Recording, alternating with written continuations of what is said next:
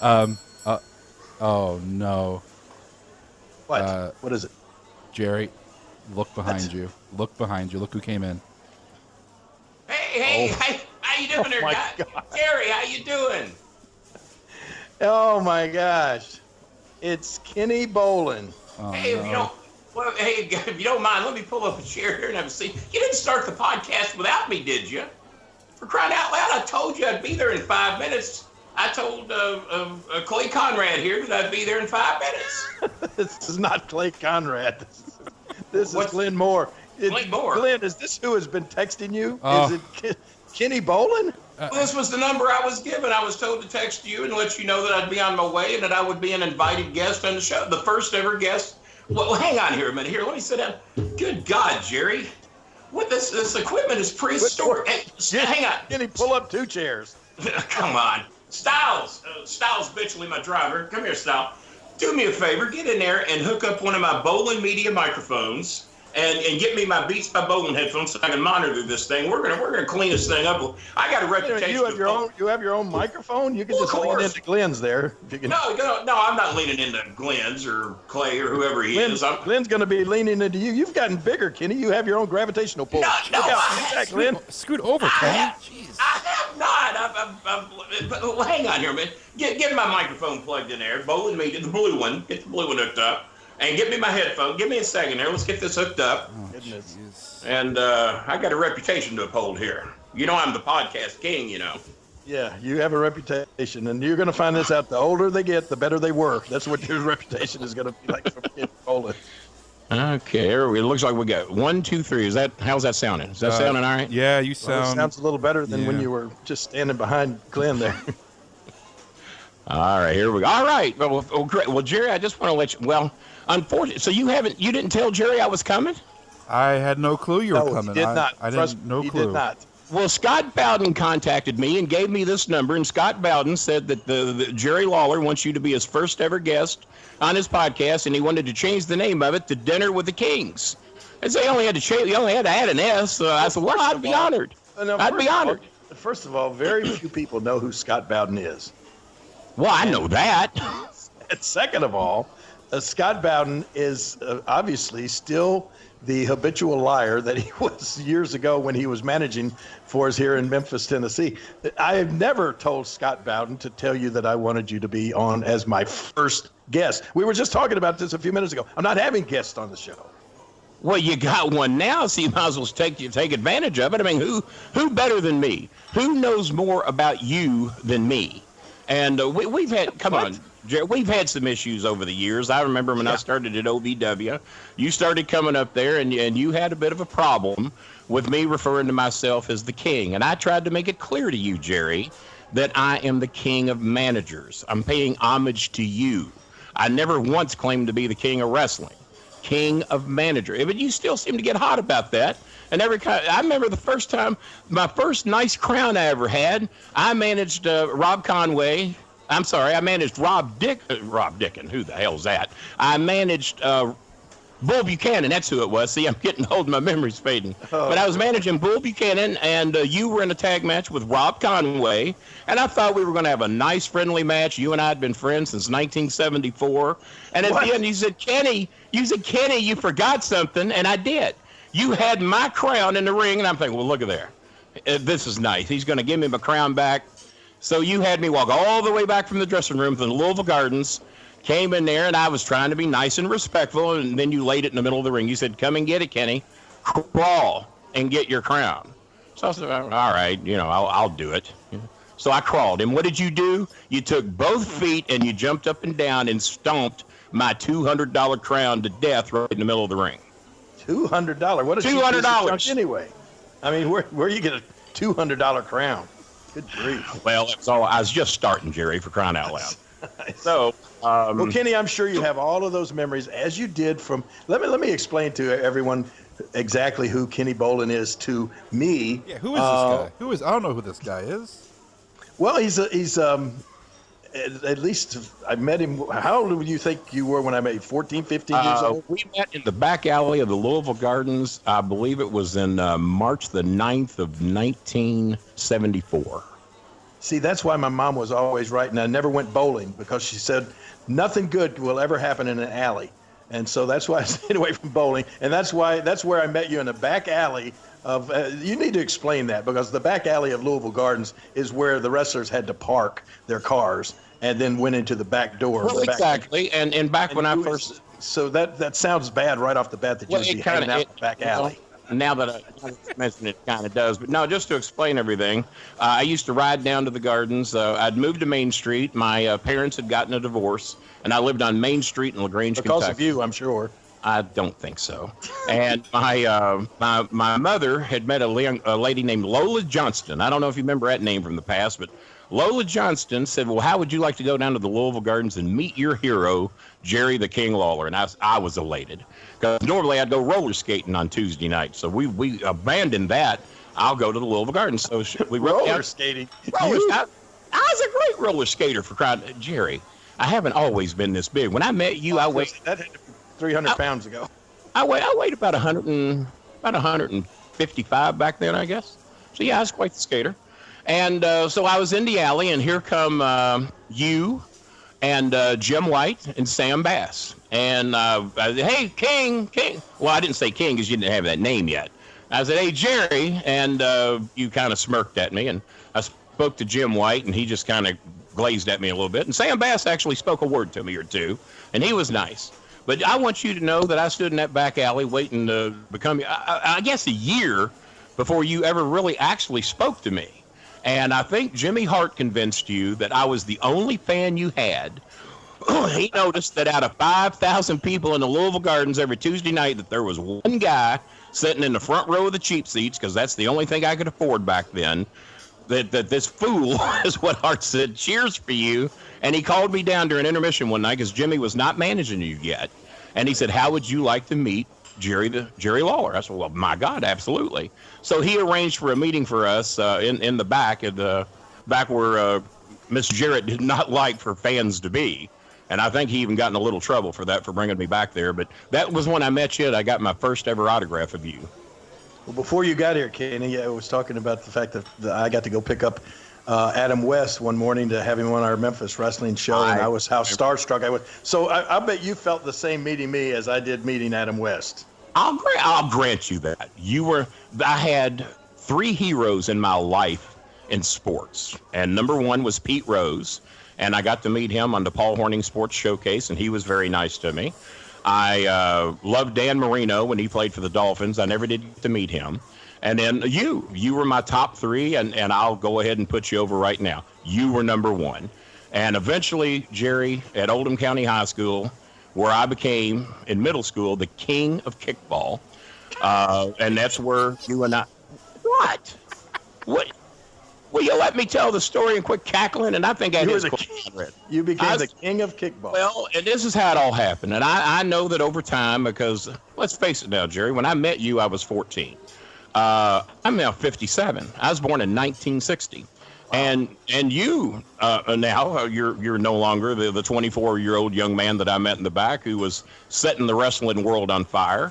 And I even promoted you heavy. As you'll know, there was no internet back then. I don't even know if they had dirt sheets back then. I mean, eventually they came aboard, but people just didn't know. So everywhere I went, I promoted Jerry Lawler. I promoted you in Florida, Georgia.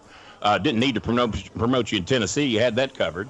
But all through the South, where all my relatives lived, I promoted Jerry Lawler everywhere I went. And sometimes they'd say who, and other times they'd say, oh, yeah, we've heard about him. We hope he comes here sometime.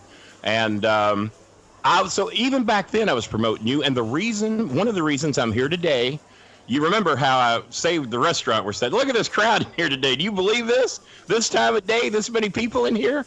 And I'm going to take credit for that, because as these people were here before you got here. Yeah. Jerry, do you remember all the tweeting we did back and forth? You remember that monstrous, speaking of, hey, barkeep, if you could. These are not barkeeps. They're not? Well, if you would, put me down for two of the big reds, because we got three of them last time, and that was just too damn much food. So put me down for two big reds. And two big red splashes. Oh, my God. Well, I'm going to eat one now and take one home. So you put me down for 2 of those if you can get those over to me. And Jerry, you wouldn't mind, would you? Being And as if I'm... you ever get on an elevator, it better be going down. Is that right? Oh, God. All right. Hey, King, it's nice to have someone bigger than me and you to take all the jokes today. I like. And look at that. Look, Kenny, I just realized that belt I gave you for Christmas, you're now using it as a wristwatch. What on earth?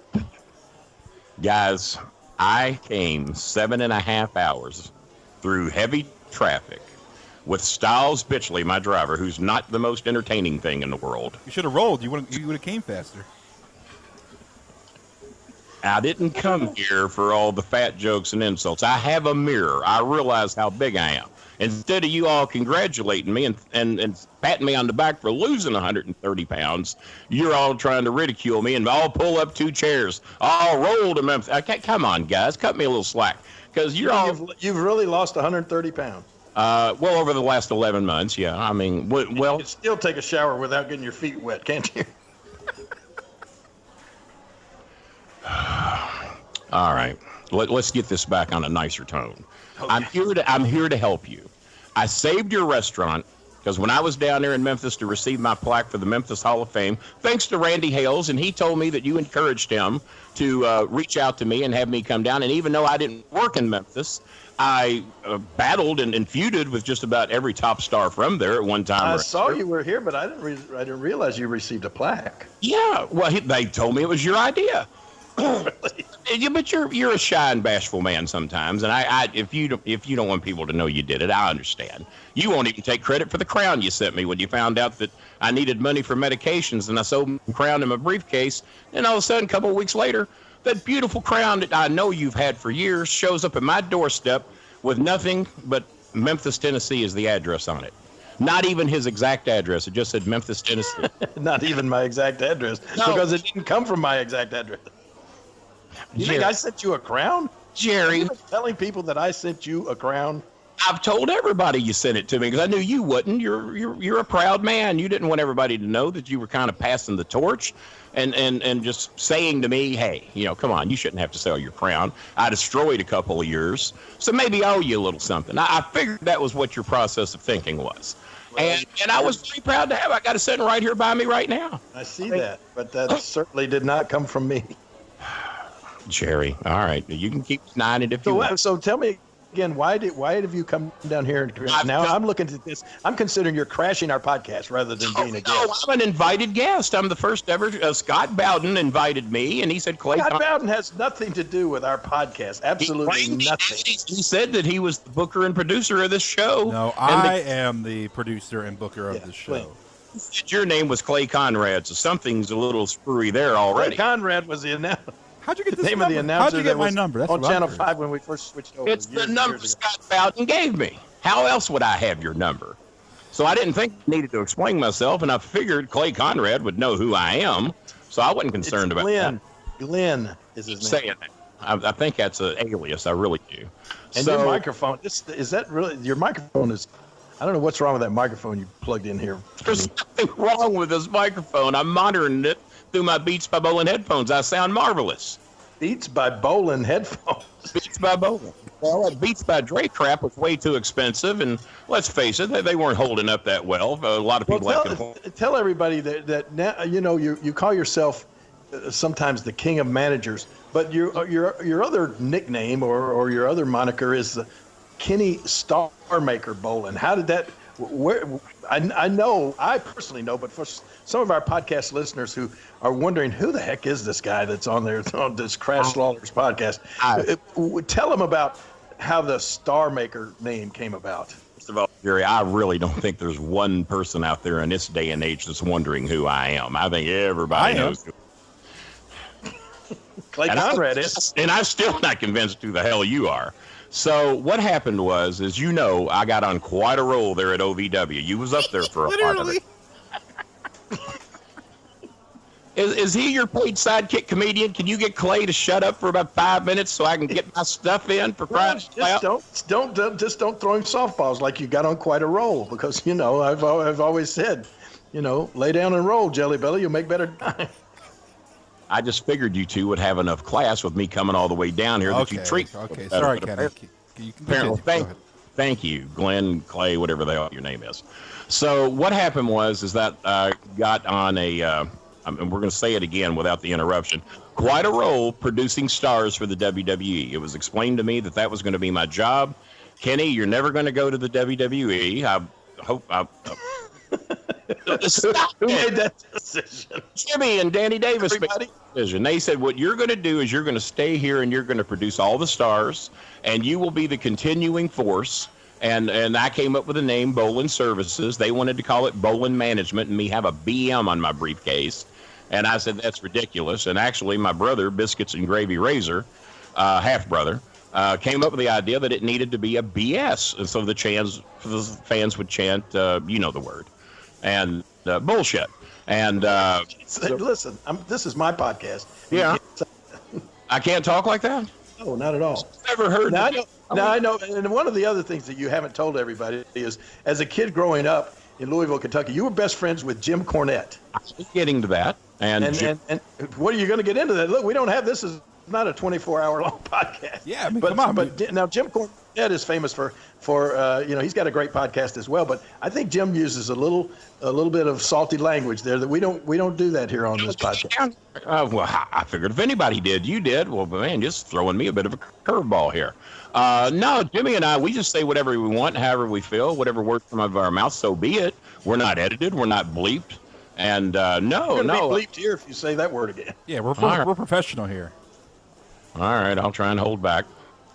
But Jimmy was put in charge of developmental talent at Ohio Valley Wrestling. I was hired to train and develop. Let's call it what it is. Kenny, you're going to be in control of what I hope we're going to be bad guys. Because I really don't think anybody here in Louisville likes you now, and I don't think they're going to like you later.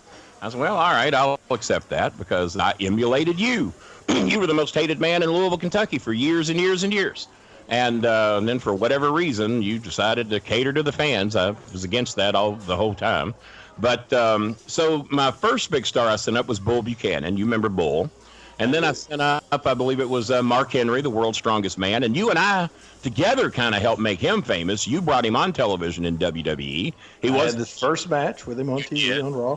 You did, and he wasn't seasoned, and he wasn't ready. And I think you were the one that said, man, this guy needs to go down to OVW and probably learn from Kenny Bolin how to do this business. So, Excuse me. What? Sorry. For crying out. Waffle fry. Let's face it, it worked out. They sent me Henry, and in a short period of time, I sent him back up. And then, oh, my God, here comes Rico Constantino. And then, oh, my God, here comes John Cena. And I want you to know, and there's a DVD to back me up on this, Vince McMahon didn't think John Cena had what it took. He wanted to let him go. He wanted to release him from his contract. And you know what I said to Vince? I said, Vince, you're a fool. There is no way. Well, I told some people to tell Vince that. I said, there's no way that John Cena needs to be let go. And Danny Davis agreed with me, and Jim Cornette agreed with me. And guess who else agreed with us that helped battle to save Rico Constantino's, and John Cena's job? None other than one of your old buddies, Stone Cold Steve Austin. He believed in him too because he'd come here to the Louisville Gardens, in Louisville, and had a great show. And they loved Cena, they loved Rico. So we had a meeting with Stephanie McMahon, and I want you to know they gave him another 90-day extension to put him on the roster. Rico got another 5 years, and guess who's still up there, the face of the company, Kenny Bolin's own creation, John Cena. Now, you can't take all the credit for that's ridiculous. For you taking all the credit for John Cena being the star that he is today. Who else would I give credit to? He was in my stable. I developed him. We had another manager there, Jimmy Cornette. You know what? I remember coming up there and wrestling him myself. Yeah, you. As a matter of fact, I think didn't you win that night? I think I probably did. It was in a pouring down rainstorm with 5,100 people jammed into the Six Flags Stadium that was only designed to hold 4,000, and there was another 1,700 outside in the pouring down rainstorm trying to get in to see Jerry Lawler versus John Cena, managed by none other than Kenny Bolin. And I bought me a brand spanking new $200 gray suit from Value City that night, and that rain. Value City. Well, they were next door to the park. It was wait, hold on. Hold on. I think you were buying drapes. And I know you still have that suit, and if you keep wearing it, it'll come back in style. Regardless, the suit got wet, and when I was standing in the trailer at the end of the night, getting ready to say my goodbyes, and it was the end of the road for John Cena. He was about to go up full time with WWE, and my suit started leaking gray ink all over the floor. Danny Davis was laughing. I'd never seen Danny Davis laugh in my life. And he was laughing with tears coming out of his eyes. You were pointing and laughing. John Cena was laughing at my $200 suit that was ruined because I had to manage him in a pouring down rainstorm. Oh, my goodness. I remember that. I told you that night. You dressed pretty good for a man who's obviously colorblind. That was just the worst looking suit and outfit that I'd ever seen. And you're right. The rain did ruin it. So you had to go buy a new suit, which was obviously did you a favor. Well, the money I made that night managing him against you, I was able to buy a few suits. Thank you very much. Oh, so, really? They must have paid you more than they did me then. Danny was a little tight with the money for the big stars. I'll grant you that. Danny Davis was a little tight with the money. It's a little tight. So I can testify to that under oath. So that just keeps rolling, though. And then finally gets to the point to where Lance Cade and Mark Jindrak are in Bolin Services, and they are really wanting to get called up. And we're having a discussion in Danny and Jimmy's office, and both of them look at me and said, Kenny, your streak is over. There's no way that you're going to send these two, Bumble, and I won't say the other word being you asked me not to. There's no way you're going to get these two idiots to the WWE. Your streak is over. Well, I want you to know that 3 weeks later, Cade and Jindrak got called to the WWE, and when I went to the ring, I said, Jimmy, you're going to have to admit, he said, well, yep. Here he is, ladies and gentlemen, the Star Maker himself. I'd never been called that. I was always called Kenny the King Bolin, King of Managers. And I said, you know what? I'll like that because this way maybe Jerry will back off from me a little bit. He'll get over this jealousy of me being known as a king as well in Louisville. And I'll just be the Star Maker from now on. I like that name. I think we can make that work. And I think you'll have to admit, Jerry, I've got a lot of mileage out of the name Kenny Star Maker Bolin. But Cade and Jindrak made it. I told Jimmy, I said, you looked at me like I had a smoking turd hanging out of my mouth when I told you I would get a smoking turd. I was also... Well, I was told I was You're in a restaurant, man. You can't... I was told, Jerry, that I was the only man ever to say smoking turd in my mouth on... say that? Well, I was told I was the only person to ever say it on TV in the history of wrestling, and I was proud of that. Well, I'm sure you were. Who else would ever even think of a choice of saying something like that? And I was wondering why there's so many kids in here today, but I forgot school's out. This place packed with kids today. I thought he's all playing hooky, eating your barbecue. So that's how I became Kenny the Star Maker Bolin, and that's why I'm here today. Because as you know, once I retired from wrestling, and well before then, in 2008, I started doing a thing called a podcast, and I was among the first to do it. Jerry Jarrett heard me do one, and here's what Jerry Jarrett said. You respect Jerry Jarrett, right? Sure. Well, Jerry Jarrett said, and he didn't even know me yet because Jimmy Cornette would never introduce me to him. And as a matter of fact, you didn't either. But he said, after hearing me on countless podcasts on Who's Slamming Who, that was the first network I ever worked for, he said, Kenny Bolin is the epitome of professional wrestling. I never know when he's working, shooting, or just, he can't fool me. I'm Jerry Jarrett. And I think that him and Cornette really hurt each other. Well, he was right. Because I've been pissed at Jimmy can I say that?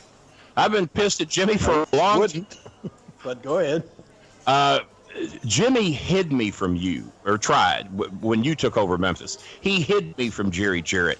He told me that Jerry Jarrett was going to interview both he and I was going to be the wrestler, he was going to be the manager, and I don't know if you remember saying this or not, but I'm going to remind you. Do you remember on Memphis television when you once said, you know what, Lance, you guys better get ready to say goodbye to me because I've done about everything in wrestling you can do.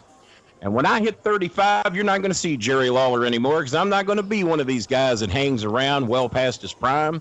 I'm going to move on, and you're never going to see Jerry Lawler again. I'll be down on a beach in Cancun somewhere, and it's going to. And I was sad and depressed. Jimmy was too. I'm thinking, well, my God, we're never going to see Jerry Lawler again. That's sad. That's depressing.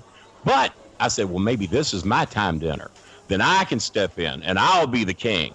I'll be the king of Louisville. I'll be the king of Memphis. Well, I want you to know that Jimmy went on that interview by himself, never mentioned me once to Jerry. This is a shoot. And I found out in a payphone on Main Street in LaGrange, Kentucky, that he had that interview, got the job, and didn't even mention my name. I said, well, what about me?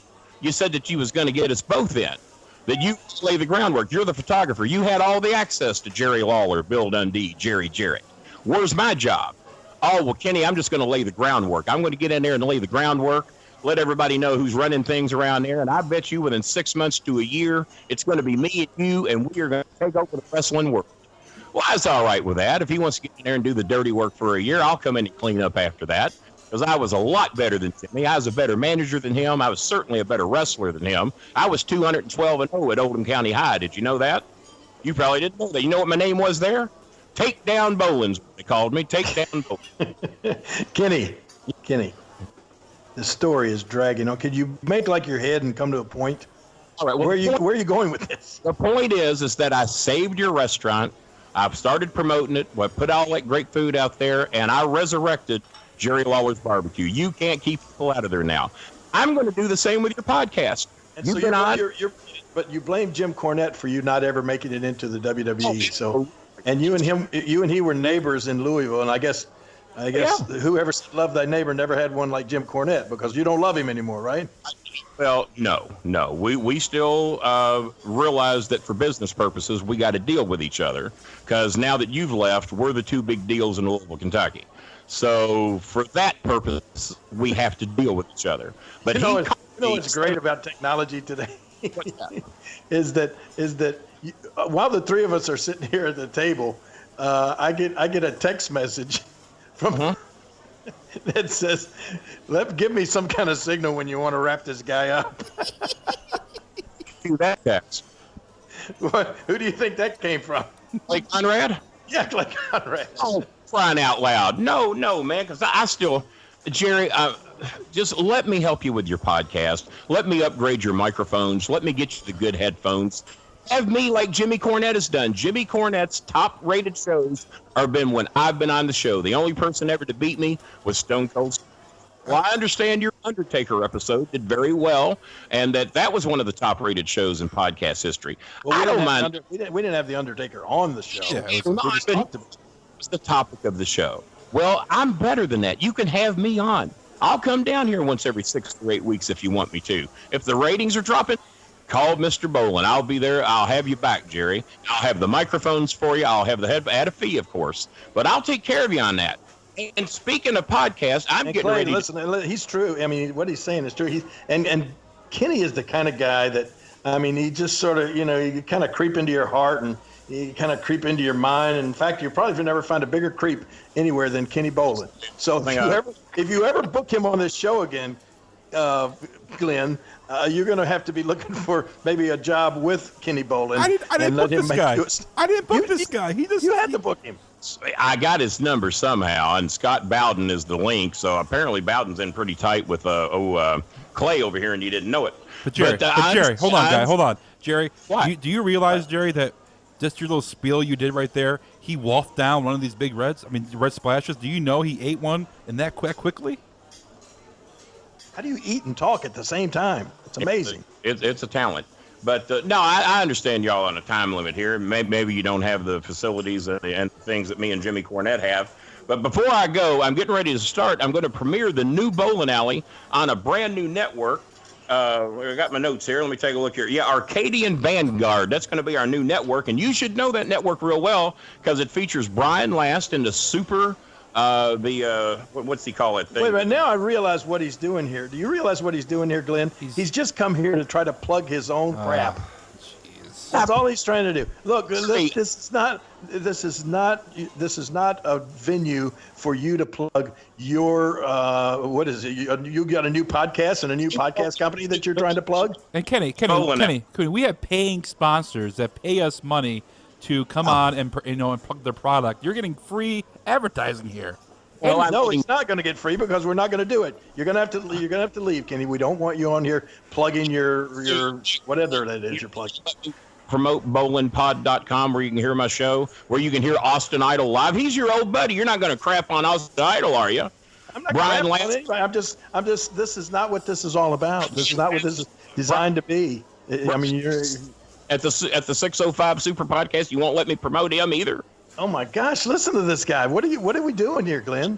I'm trying to help us both. I'm trying to help Kenny. I'm going to say you've worn out your welcome. I'm not even going to thank you for being here because you were not invited. And trust me, I'm going to take this up with Scott Bowden if you say he's the one that gave you our number. Because yeah, we'll make sure that doesn't happen again. But anyway, Kenny, it's been nice. I think maybe we should. No, it hasn't been nice because you all crapped on me since the minute I sit down here. I hate to take this to a different tone with you because I have respected you. I will even say loved you for 43 years, but you have crapped on me since the minute I sit down here. All I've done is try to help you and help me. I ordered food. I got another round of the big flash coming, and I don't know if you've cops. That's what we're going to have to do. I'm calling him. Notice, Gary, but I'm not a 14-year-old kid anymore. Well, listen, I don't want to have to get physical with you or anything like that. So we'll just have you escorted out of here because I know for a fact that's the only way you're going to leave. Let me explain something to you. If you dare lay a hand on me after me coming down here and spending my time to try and elevate your show, I won't fight you. I'll sue you. And the next podcast that's held out of here will be me and Brian Last doing the new bowling alley, and I'll own this one and any other franchises you open. So I know you won't do anything because you're too heavy to run and you're too fat to fight. So all you can do is, like Andy Kaufman, you're going to threaten to sue somebody. Well, I'm not threatening to sue you. I will sue you if you lay a hand on me. You're Did you make the call? Yeah, the cops are coming. I'm going to better not be no damn cops coming. I'm going to sit here and I'm going to eat my goddamn meal. Easy. Hey, just leave. It's a crock of shit the way you're treating me right now. Just get out of here. Not leaving. I'm going to eat my meal. Oh, so why don't you just pass me the torch? Pass me the crown. Admit that I made you the king. Can't you do that? Can't you just throw me that big of a bone and let me eat my damn meal? And I'll go home and promote your food like I did last time. I'll promote your podcast, and maybe you and I can be friends instead of you treating me like dog shit every time I come down here. You didn't even hang around for mine and Jimmy's Q&A. Glenn, did you make the call? They're coming. They said they're about 2 minutes away. You're talking about your Q&A. Your Q&A had to be shut down at my club on Beale Street with you and Cornette just because of the language that you're trying to use here on this podcast. We're not going to put up with it, so just get out of here. I am not going. When I'm done eating my last Big Red Splash and when I've drank my last drink of Mountain Dew, then on my own time, I will get up and go. All right. You are not going to tell me because you don't want to lose this restaurant, so I ain't going any damn where. Okay. Thank you. Styles, pull the car around. I'll be out when I get damn good and ready. So I will just have my meal here, and I'll just finish eating. If you want to engage in some kind conversation with me without calling me fat and making references to my weight after I've lost 130 pounds, maybe, Jerry, you and I can get along, but I ain't going any damn where. What the hell? What? You really called the damn cops? Please, get him out of here. Can I see some form of identification? I ain't going any... No, Get your damn hands off me. I'm a king in this town. Place your hands on top of your head. No, damn it, please, no, get my microphone, Styles, no, come on. Good grief. You know, Glenn, what on earth? I swear, Jerry, I had no clue this was going to happen. I don't know how you got my number. I know you don't want any guests. I don't know why he crashed. I got a great idea. Let's don't even air this. We have sponsors, Jerry. We have to put something out there. Oh my God. You know, that is the worst ever. He's still screaming. Well, now they'll never fit him in. They'll never fit him in the back of that police car. They're gonna have to bring out a paddy wagon.